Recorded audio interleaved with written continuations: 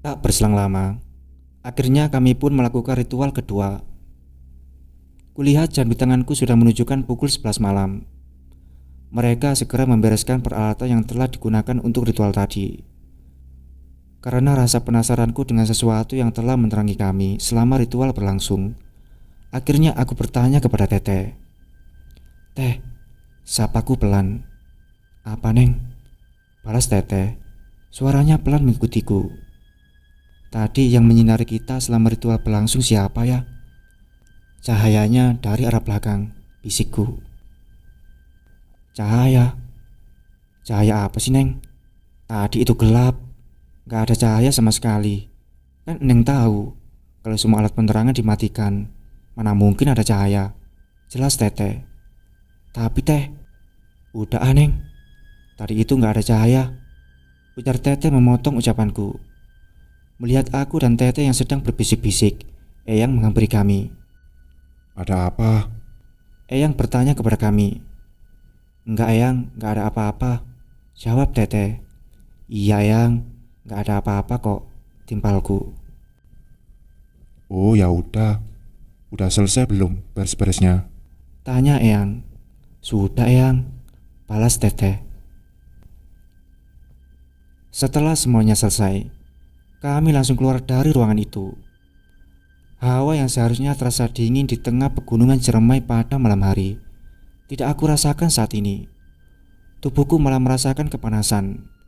Keringat mulai bercucuran membasahi bajuku. Kutapakkan kaki menuruni anak tangga mengikuti yang lain, seraya mataku melirik ke kiri dan ke kanan untuk memperhatikan pohon-pohon besar di sekeliling kami. Suara monyet yang dari tadi bersorak-sorai mengikuti kami juga tak kunjung berhenti, seolah tak henti-hentinya menandakan kebahagiaan mereka atas kedatangan kami. Saat berhasil menuruni anak tangga, kami berkumpul kembali di bawah. Kupikir semuanya telah selesai, tapi ternyata belum. Eyang melanjutkan perjalanannya, diikuti oleh murid-muridnya. Begitupun dengan aku dan Teteh, menyusuri jalan setapak yang tak jauh dari tempat tadi. Sepanjang perjalanan menyusuri jalan setapak ini, tubuhku terus merinding. Detak jantungku tak beraturan di tengah gunung Ciremai yang gelap gulita ini. Hingga sampailah kita di sebuah danau tepat pada pukul 12 malam. Di hadapan kami terpampang sebuah danau yang begitu indah dengan air yang tenang, disuguhkan dengan ranting-ranting pohon yang menghadap ke arah danau. Sinar bulan purnama yang begitu indah memantulkan cahayanya ke danau tersebut, membuat siapapun yang berada di sini merasa tenang. Begitupun denganku. Semua lelah dan rasa takutku hilang. Aku benar-benar tenggelam dalam ketenangan ini. Tapi seketika, ketenangan itu hancur saat sayup-sayup ku dengar suara gending-gending gamelan Jawa. Alunannya terdengar begitu mistis, diiringi suara burung dan monyet yang semakin keras. Sekarang ritual terakhir. Ini adalah pensucian diri. Kalian harus mandi di danau ini. Ini adalah danau suci tempat pemandian Nyai Raden yang tadi telah kita doakan, ucap Eyang terhadap kami sambil menatap danau indah tersebut. Sekarang kalian ganti baju. Ada kain putih di sana. Pakailah. Nanti biar murid tertua Eyang yang memimpin ritual ini. Eyang menunjukkan sebuah gubuk yang tak jauh dari danau. Kemudian murid tertua Eyang mengajak semua perempuan untuk mengikutinya. Sedangkan Eyang dan murid-murid lakinya menunggu di tempat yang agak jauh dari danau, sehingga mereka tidak dapat melihat kami jika mandi di danau nanti. Aku yang semakin takut dan bingung dengan apa yang harus kulakukan sekarang. Bagaimana caranya agar aku bisa mengakhiri ritual ini? Tapi apa boleh buat, aku tidak bisa melakukan apapun. Akhirnya dengan terpaksa, aku melanjutkan ritual ini mengikuti yang lain. Tibalah kami di sebuah gubuk. Di sana sudah ada seseorang yang menunggu gubuk itu. Kami semua masuk ke dalam gubuk tersebut. Di dalamnya terdapat banyak kain putih yang kotor dipenuhi tanah merah. Kita diharuskan untuk memilih salah satu kain tersebut untuk kemudian memakainya. Setelah semua selesai mengganti baju dengan kain putih tersebut, kami diajak untuk turun ke danau. Langkah demi langkah terus berjalan menyusuri danau, hingga kita berada tepat di kedalaman danau yang airnya menjuntai sampai ke dada. Kami berhenti di sana, mengikuti suruhan murid tertua Eyang. Air danau di pertengahan Gunung Ciremai tidak terasa dingin sedikit pun, meski airnya merendamku sampai ke dada. Sekarang akan dilakukan pensucian. Masing-masing akan dicelupkan ke dalam air danau ini sebanyak 3 kali. Di setiap celupan, dalam hati kalian mintalah sesuatu apapun yang kalian mau. Murid tertua Eyang menjelaskan ritual yang akan kami jalani. Kami semua hanya mengangguk menuruti apa yang akan dilakukan. Sekarang satu persatu kemarilah dan angkat kedua tangan kalian seperti akan meminta sesuatu. Murid tertua Eyang mengangkat kedua tangannya seperti akan berdoa, memberikan contoh kepada kami. Ritual pensucian dimulai.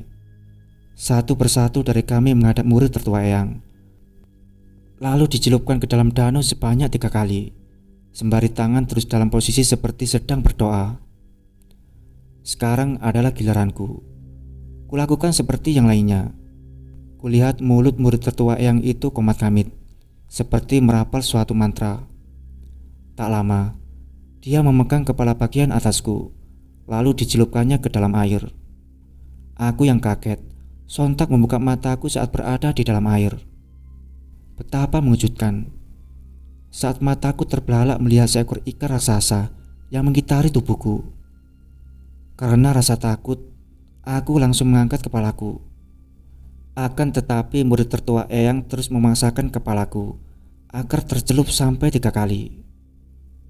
Dengan napas yang ngos-ngosan, akhirnya aku berhasil menyelesaikan ritual pemandian suci itu. Kami semua kembali naik ke tepi danau dan kembali ke gubuk untuk mengganti pakaian. Kami langsung mengganti pakaian dan meletakkan kain putih itu di tempatnya semula.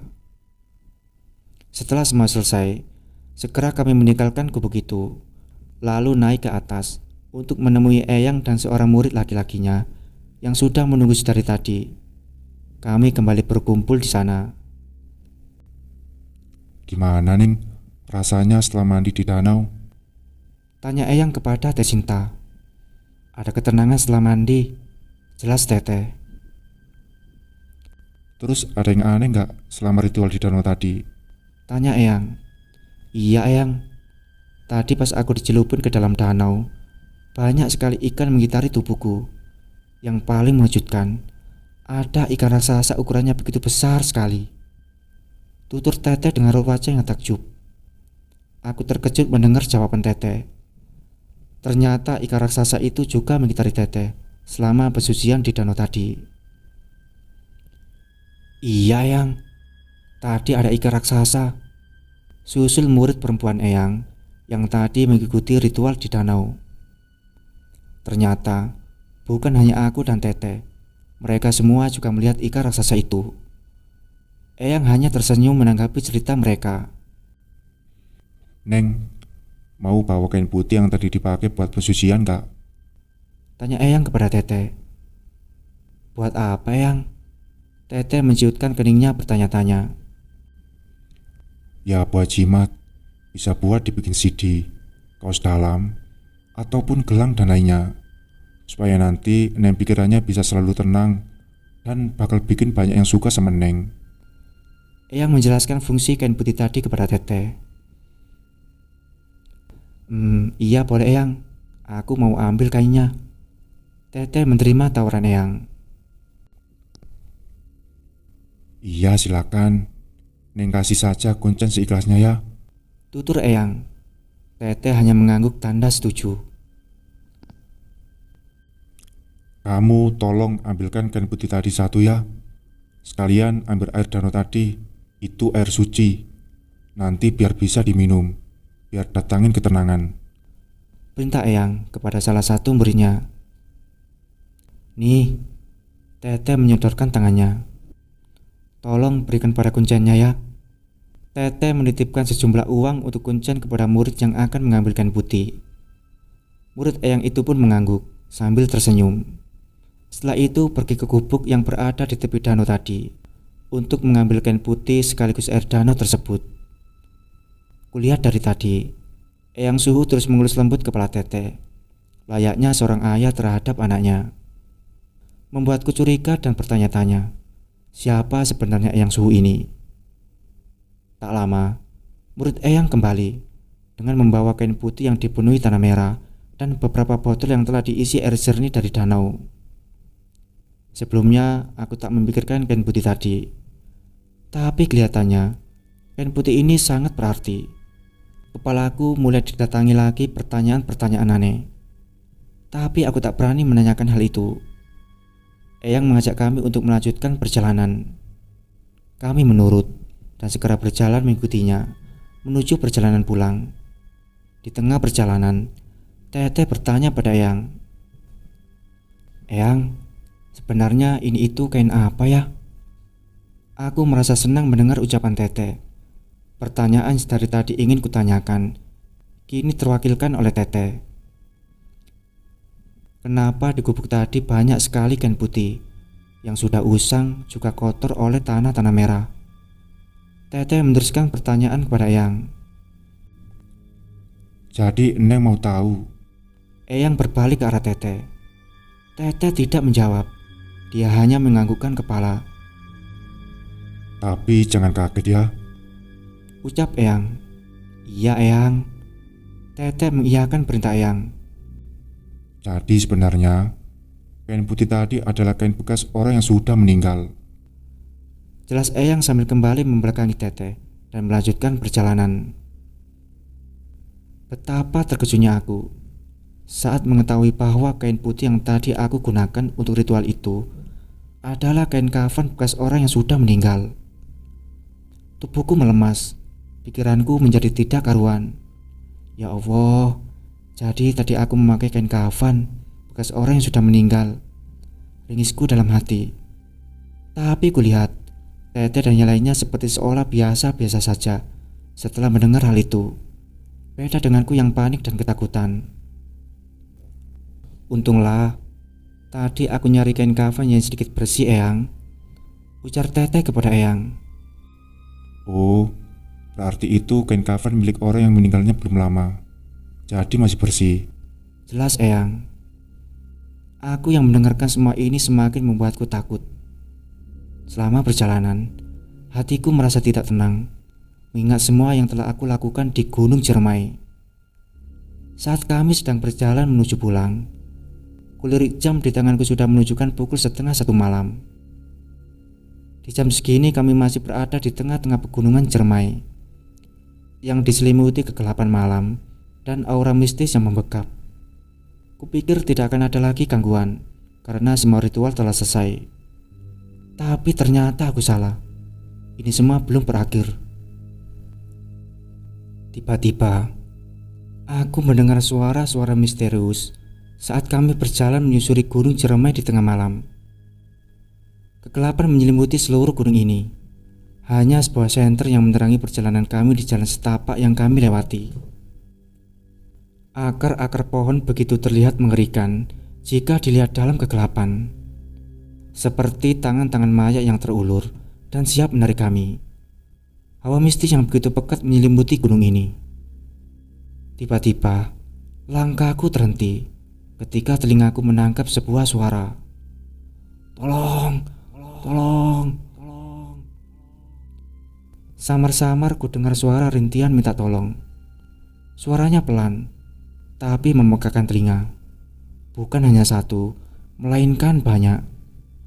Aku yang panik mendengar suara tersebut langsung melihat-lihat ke sekeliling, tapi tidak ada satupun orang di sekitar sini selain kami. Tolong, tolong, tolong. Suara erangan minta tolong itu sekarang terdengar begitu jelas. Seperti pemilik suara itu semakin mendekat. Rintihan-rintihannya terdengar begitu berat, seakan mereka sedang merasakan kesakitan yang luar biasa. Bukan hanya aku, tapi yang lain pun ikut mendengar suara tersebut. Kami semua panik dan segera melihat keadaan sekitar untuk memastikan dari mana sumber suara-suara itu. Eyang melihat kami yang tengah panik segera berkata, Nah, sudah ada yang mau ritual lagi. Ayo cepat, kita pulang dari sini. Ucap Eyang mengalihkan kepanikan ini. Teteh dan murid-murid Eyang hanya mengangguk, menuruti perintah Eyang. Begitupun denganku. Kami kembali melanjutkan perjalanan. Namun, aku rasa Eyang tidak mengatakan yang sebenarnya. Aku yakin pemilik suara tersebut bukan berasal dari orang yang hendak melakukan ritual di gunung ini. Jelas-jelas suara itu merupakan erangan minta tolong, jeritan-jeritan kesakitan. Tapi apalah daya, aku hanya bisa menuruti perkataan Eyang dan segera meninggalkan tempat ini. Eyang mengajak kami terus berjalan. Langkah demi langkah kami meninggalkan tempat itu, sehingga suara-suara itu mulai hilang secara perlahan. Pikiranku tidak bisa fokus selama perjalanan, mengingat suara misterius tadi. Sebenarnya siapa pemilik suara-suara itu? Dari mana datangnya mereka? Mengapa mereka terdengar seperti sedang kesakitan? Apa yang tengah terjadi pada mereka? Atau mungkin benar kata Eyang, kalau pemilik suara tersebut hanya manusia biasa yang akan menjalankan ritual seperti kami. Pertanyaan-pertanyaan itu memenuhi pikiranku saat ini. Setelah beberapa menit kami berjalan, tidak ada gangguan apapun. Hatiku sedikit lega. Namun, sepertinya penunggu di gunung ini tidak mau membuatku tenang, hingga aku mendengar kembali suara-suara misterius. Krek, krek. Pendengaranku kembali menangkap sesuatu, seperti suara kuku tajam yang sedang mencakar pohon. Suara cakaran itu tergantikan dengan suara raungan menyeramkan. Sumbernya terdengar dari balik pohon besar yang ada di sampingku. Hembusan angin dingin tiba-tiba menabrak wajahku, hingga aku menjerit histeris melihat sosok yang tiba-tiba muncul di hadapanku. Sosok itu menatap tajam ke arahku dengan mata yang merah menyala. Tubuhnya begitu tinggi, setara dengan pohon-pohon yang ada di sini. Badannya besar dengan kulit hitam yang dipenuhi dengan bulu. Baru pertama kali aku melihat sosok yang mengerikan seperti ini. Aku sudah tidak dapat menahan rasa takutku. Tubuhku seketika menjadi lemas. Kaki ini sudah tak mampu menopang tubuh lagi. Aku terjatuh dan tertunduk menyembunyikan kepala di balik kedua lututku, lalu menangis sejadi-jadinya. Melihat keadaanku, semuanya panik dan bertanya-tanya apa yang terjadi padaku. Lalu segera mereka menghampiriku. "Ada apa, Ning?"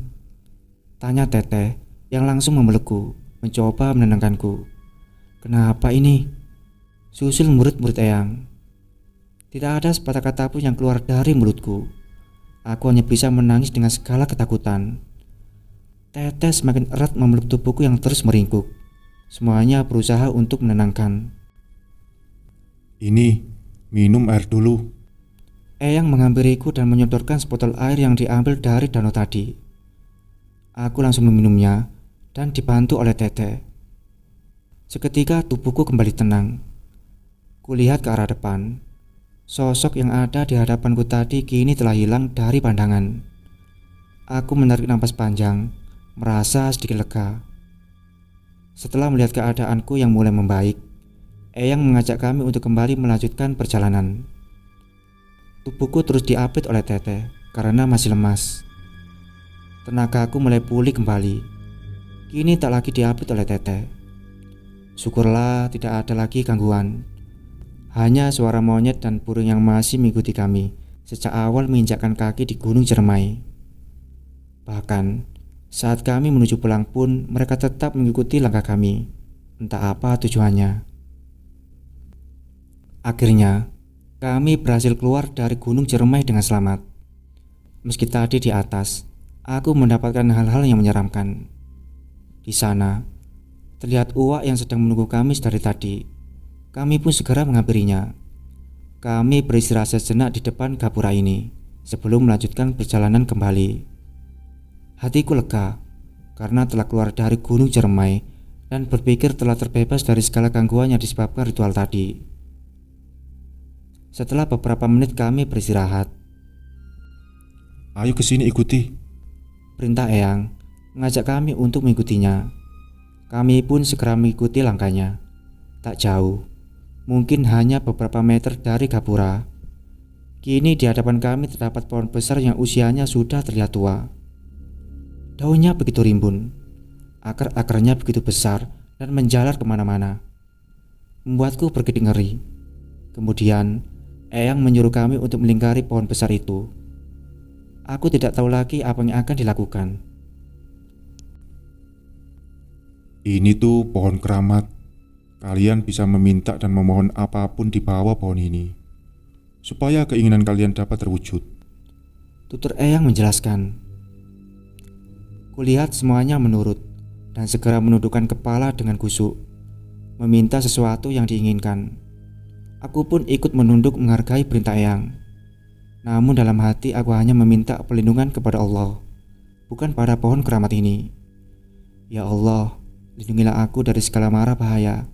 Pintaku dalam hati kepada Allah, Tuhanku. Lama kami tertunduk di bawah pohon keramat ini, lalu kembali berkumpul untuk melanjutkan perjalanan pulang, menyusuri jalan setapak yang menuju rumah persinggahan. Setibanya kami di rumah persinggahan, tepat pada pukul 1 malam, Eyang menyuruh kami meminum air suci dari danau tadi. Air yang sempat aku minum di perjalanan begitu jernih dan terlihat menyegarkan. Segera kami meminum air tersebut. Memang benar, airnya begitu segar saat mengalir ke dalam tenggorokan.